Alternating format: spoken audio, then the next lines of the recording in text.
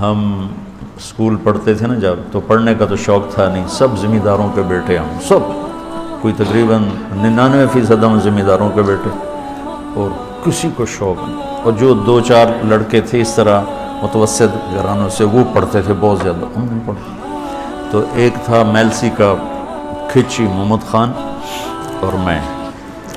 ہم دونوں نے نا پیٹ میں درد کر لیا اور چھٹی کرنے کے لیے کہ بھائی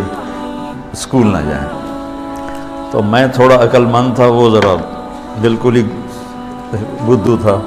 میں نے وہ کچن سے راکھ لے کر آیا اور اس پر تھوڑا پانی ڈالا، تھوڑی تھوکیں ڈالی الٹی کا نمونہ بنانے کے لیے کہ مجھے مجھے الٹی آئی۔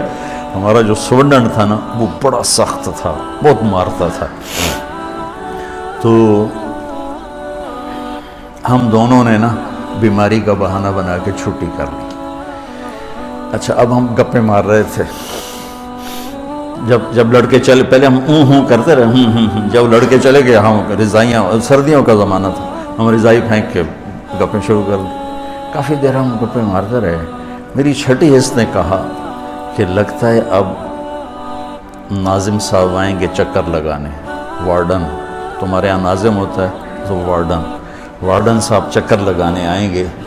تو کہیں ہم موقع پہ پکڑے نہ جائیں۔ تو میں نے تو رضائی اوپر لی اور لیٹ گیا،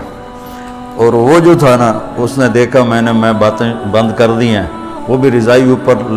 لے کر لیٹ گیا، تھوڑی دیر تو لیٹا رہا، پھر اس نے گانے شروع کر دیے۔ تو وہ گانا گا رہا، گلاں دل دیاں دل وچ رہ گئیاں شمع پہ گئیاں، زور سے، اس کو پتا کوئی بھی نہیں۔ طالب صاحب اندر آ گیا، میرے اوپر بھی رضائی، اس کے اوپر بھی رضائی، اور وہ گلاں دل دیاں دل وچ رہ گئیاں شمع پہ گئیاں، اور اوپر سے طالب صاحب نے رضائی ہٹائی، وہ شمع پہ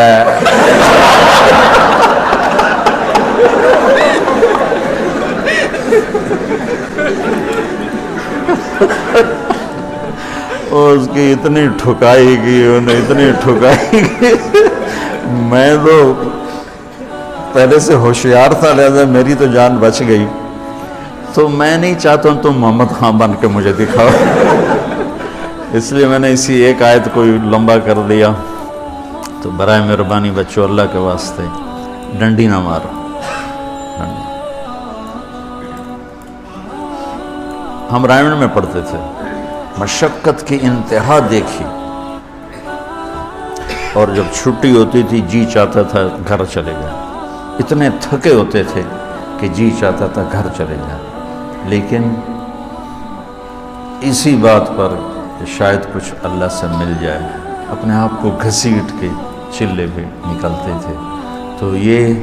آیت چونکہ تمہاری چھٹی کی مناسبت سے تھی، اس لیے میں نے تھوڑا سا اس کو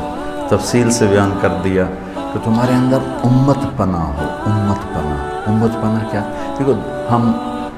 اہل السنت والجماعت کی جو تعبیر علماء دیوبند نے کی، ہم اس پہ راضی ہیں، وہ بنیان کی طرح ہے جو جسم کے ساتھ ہے۔ یہ جو کرتا ہم نے پہنا ہے نا، یہ امت پنے کا ہے کہ ہم امت ہیں، اور امت ہونے کے ناطے تمام مکاتب فکر کے مسلمانوں کو ہم گلے سے لیں، وہ ہمیں گالیاں دیں، ہم اس کو نظر انداز کریں، وہ ہمیں پتھر ماریں، ہمارے اوپر کفر کے فتوے لگائیں، جو مرضی کریں، ہماری طرف سے سوائے کلمہ خیر کے اور کچھ نہیں ہونا چاہیے۔ تمہارے اندر امت پناہ آئے اور علم تمہارا راسخ ہو، لیکن مزاج تمہارا انبیاء والا ہو کہ نافرمانی کو دیکھ کر تم تڑپ جاؤ کہ یا اللہ اس کو میں یہاں سے کیسے نکالوں، اور یہ اس گمراہی سے نکل کر جنت کے راستے پر کیسے چل پڑے۔ تو اس کے لیے محبت دینی پڑتی ہے، اندر سے محبت دینی پڑتی ہے۔